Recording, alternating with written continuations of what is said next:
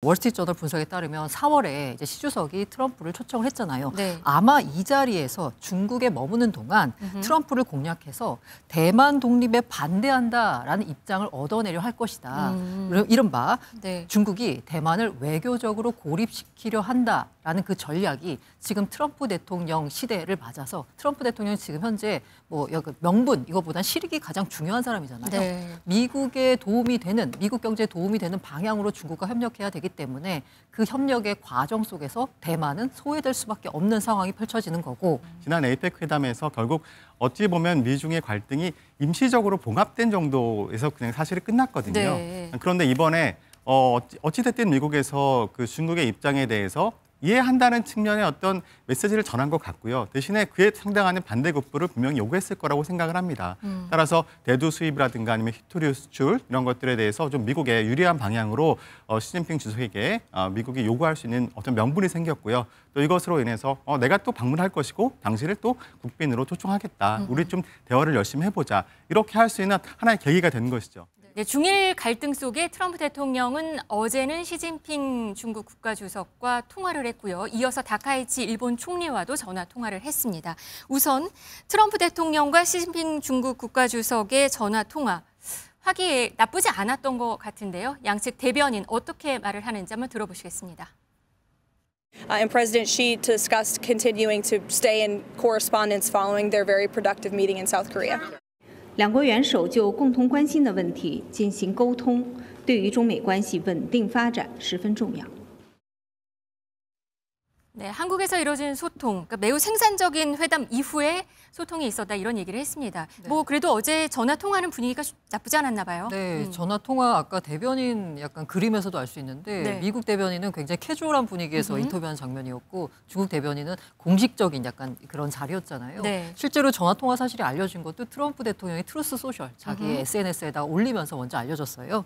거기에서 시 주석과 우크라이나 러시아 전쟁, 펜타닐, 대두, 기타 농산물 등 많은 주제를 논의했다라고 밝혔습니다. 이게 이제 10월 말 우리 한국에서 열린 미중 정상회담의 약간 후속격으로 구체적인 걸 좀 얘기하는 자리였다라고 볼 수 있을 것 같고요. 아까 분위기가 화기애애했다라고 네. 말씀해 주셨는데요. 실제로 그래서 내년 4월 중국 베이징으로 초청을 했고 시 주석이 그리고 이에 답하는 의미에서 트럼프 대통령 역시 시 주석을 내년에 미국에 국빈 초청하겠다라고 밝혔습니다. 네. 관련돼 가지고 스캇 베센트 재무장관이 CNBC랑 인터뷰를 하면서 그래서 내년에는 앞서 말씀드린 양국이 한 번씩 초청을 하잖아요. 네. 이거 말고도 그 내년 4월에 그 11월에 11월에 중국 선전에서 에이펙이 열리거든요. 그리고 또 에이펙도 있고. G20도 있잖아요. G20 미국에서 12월에 열리는. 있고. 그럼 총 네. 4번은 만날 수 있다까지 네. 말했습니다. 알겠습니다. 트럼프 대통령 지금 시진핑 주석과 통화한 후에 SNS에 글을 올린 내용 말씀해 주셨는데 여기에 또 주목해 볼 만한 글이 하나 있었습니다. 이제 우리는 빅픽처에 시선을 둘만 하다 이런 표현을 했습니다. 교수님, 이 빅픽처, 그러니까 큰 그림을 그릴 수 있게 됐다 이랬는데요. 이게 무슨 얘기일까요? 이 사실 트럼프가 얘기했던 빅픽처는 이런 중일 갈등을 해소하는 트럼프 대통령의 모습이 우크라이나 러시아 전쟁까지 동시까지 이루어지는 그런 과정을 미국이 주도해 나갈 수 있다라는 어떤 힘을 과시하는 것으로 해석이 될 수 있는데요. 네. 또 한편으로는 트럼프 대통령의 두 가지 토끼를 잡겠다는 어떤 의지로 보이기도 합니다. 네, 두 가지 토끼라면요? 네, 그러니까 트럼프 대통령이 그 후보 시절에 본인이 대통령이 당선이 되면 그 다음날 바로 러시아와 우크라이나 전쟁을 종식시킬 수 있다 이렇게 얘기를 했거든요. 네. 그러니까 본인은 국제 분쟁에서의 어떤 해결사로서의 역할과 능력을 할 수 있다는 것을 어찌 보면은 강조했다는 것이죠. 이번에 중일 갈등 같은 경우에도 사실 해소될 기미가 보이지 않고 단기적으로 이어질 것 같으니까 본인이 나섰죠. 그래서 본인이 이것을 해결할 수 있는 뭔가 역할을 할 수 있다. 이런 얘기를 했으면서 동시에 한편으로는 또 약간의 중국의 입장을 이해하는 것처럼 얘기하면서도 네. 또 우리는 미일 동맹은 굳건하다 이런 메시지를 포함하면서 어찌 보면 중국과의 관계 또 일본과의 관계에서 미국의 실리를 택하려고 하는 그런 어떤 실리적 외교를 하고 있는 그런 모습을 또 보이기도 했습니다. 따라서 이것이 어쩌면 트럼프 대통령에게는 일거양득의 어떤 묘수가 될 수 있지 않을까라는 생각을 하는 것 같습니다. 네, 미국은 중국과의 빅픽처에 시선을 두는 상황인데요. 대만 얘기를 따로 올리지는 않았습니다. 그런데 대만 이슈에 대해서도 통화 내용은 있었던 것 같습니다. 그러니까 중국 관영 신화통신에 따르면 시 주석은 전화 통화에서 이런 말을 했다고 합니다. 대만의 중국 복귀는 전후 국제 질서의 중요한 부분이고 중국과 미국은 과거에 파시즘과 군국주의에 맞섰고 중국과 미국이 협력하면 모두 이롭고 싸우면 모두 다친다. 이건 증명된 상식이다. 이렇게 말을 했습니다. 이 말은 시 주석이 트럼프에게 대만 관련 입장을 어떻게 보면 적극 설명했고 아니면 또 현 상황을 유리하게 관리하기 위한 시도다. 이렇게 해석도 되는 것 같습니다. 예, 신화통신 얘기에는 대만의 중국 복귀라는 부분이 정확하게 언급돼 있고요. 네. 양국 정상이 통화한 내용 발표에서 양국에서 대변인들이 발표한 내용을 보면 중국 쪽에서는 분명히 미국은 대만 의제가 중국에 중요하다는 점을 이해하고 있다라고 밝혔지만 네. 미국 쪽 발표문에는 대만 얘기가 한 줄도 안 들어가 있어요.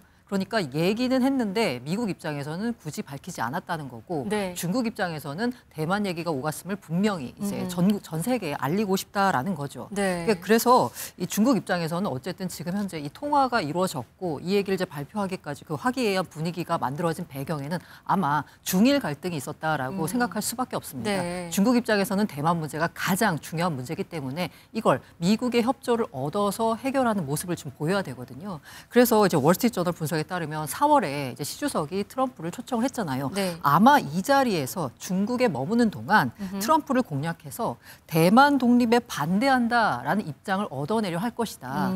이른바 네. 중국이 대만을 외교적으로 고립시키려 한다라는 그 전략이 지금 트럼프 대통령 시대를 맞아서 트럼프 대통령이 지금 현재 뭐 명분 이거보단 실익이 가장 중요한 사람이잖아요. 네. 미국에 도움이 되는 미국 경제에 도움이 되는 방향으로 중국과 협력해야 되기 때문에 그 협력의 과정 속에서 대만은 소외될 수밖에 없는 상황이 펼쳐지는 거고 중국은 그 트럼프 대통령의 특성을 정확히 이용한다라고 볼 수 있겠죠. 네, 트럼프 대통령이 전화 통화 후에 대만 이슈를 아예 말하지 않았는데 이런 침묵의 형태가 또 다른 대만 의제에서 또 한 발 물러나면서 어떤 의미하는 바가 있을 것 같다라는 의미도 있습니다. 해석도. 네, 그렇습니다. 지금 사실 미국은 이 갈등 상황에서 당사자는 아니잖아요. 그렇습니다. 그렇지만 어찌 보면은 지금 일본에서도 일본 그 총리 입장에서도 물러날 그러니까 어떻게 자기가 했던 발언을 지금 되돌릴 수 없는 상황이고 지금 교착 상태에 있거든요. 그러면 뭔가 그래도 양 국가에서도 이게 계속 지속되는 것이 바람직하지 않다는 건 알고 있고 어떻게든 이게 해결이 돼야 된다는 것은 서로가 이해하고 있는 상황이에요. 자, 그런데 언론에 알려진 바에 따르면 사실 중국과의 통화, 일본과의 통화를 미국에서 먼저 제의했다고 알려져 있거든요. 그렇지만 아마도 물밑에서 외교 협상이 이루어졌고 미국이 좀 나서달라는 어떤 요구가 있지 않았을까라는 생각도 조심스럽게 해보게 됩니다. 네. 이렇게 되면 결국은 미국 입장에서는 우리가 이 문제에 특별히 개입한다기보다 양국의 입장을 충분히 이해하지만 중재할 수 있다. 그러니까 이제 이 갈등을 좀 봉합하는 것이 좋겠다라는 메시지를 이런 식으로 전하는 게 아닌가라는 생각이 듭니다. 대두 및 기타 농산물 등 많은 주제를 논의했다. 여기에도 좀 방점이 찍히는 것 같습니다. 그렇죠. 뭔가 경제 이슈에 대해서 무역 전쟁에 있어서 이 갈등에 따른 타격이 크니까 이걸 좀 악화시키지 않겠다라는 그렇죠. 사실은 의미도? 그런 네. 의미에서 이번 트럼프 대통령에게 이게 굉장히 호재로 작용했다고 볼 수 있을 거예요. 지난 에이펙 회담에서 결국 어찌 보면 미중의 갈등이 임시적으로 봉합된 정도에서 그냥 사실이 끝났거든요. 네. 그런데 이번에 어찌됐든 미국에서 그 중국의 입장에 대해서 이해한다는 측면의 어떤 메시지를 전한 것 같고요. 대신에 그에 상당하는 반대급부를 분명히 요구했을 거라고 생각을 합니다. 따라서 대두 수입이라든가 아니면 히토류 수출 이런 것들에 대해서 좀 미국에 유리한 방향으로 시진핑 주석에게 미국이 요구할 수 있는 어떤 명분이 생겼고요. 또 이것으로 인해서 내가 또 방문할 것이고 당신을 또 국빈으로 초청하겠다. 우리 좀 대화를 열심히 해보자. 이렇게 할 수 있는 하나의 계기가 된 것이죠. 네. 이렇게 돼서 결국은 이것을 또 트럼프의 실리 외교의 하나의 어찌 보면 자기의 성과로 또 내세울 수 있지 않는 내세우려고 하지 않을까라고 생각이 듭니다. 트럼프 대통령 일본 총리와 통화를 했는데요. 다카이치 총리 반응 있었습니다. 한번 들어보시겠습니다. トランプ大統領からは、私とは極めて、親しい友人であり、いつでも、電話をしてきてほしいというお話がございました。 Going to go down as one of the great prime ministers you watch. Thank you. 네, 뭐 국제 정세가 좀 복잡하게 좀 흘러가는 것 같습니다. 우리나라는 지금 이런 분위기 속에 지금 어떤 거를 좀 생각을 해봐야 될까요? 그러니까 지금 미국의 그 외교 방향이 명확하다는 것을 이제는 확실히 이해해야 될 것 같아요. 실리? 네, 그러니까 네. 그 국내에 잘 알려지진 않았지만, 그러니까 지난 9월 30일에 AGOA라고 이제 아프리카 그러니까 기회 네.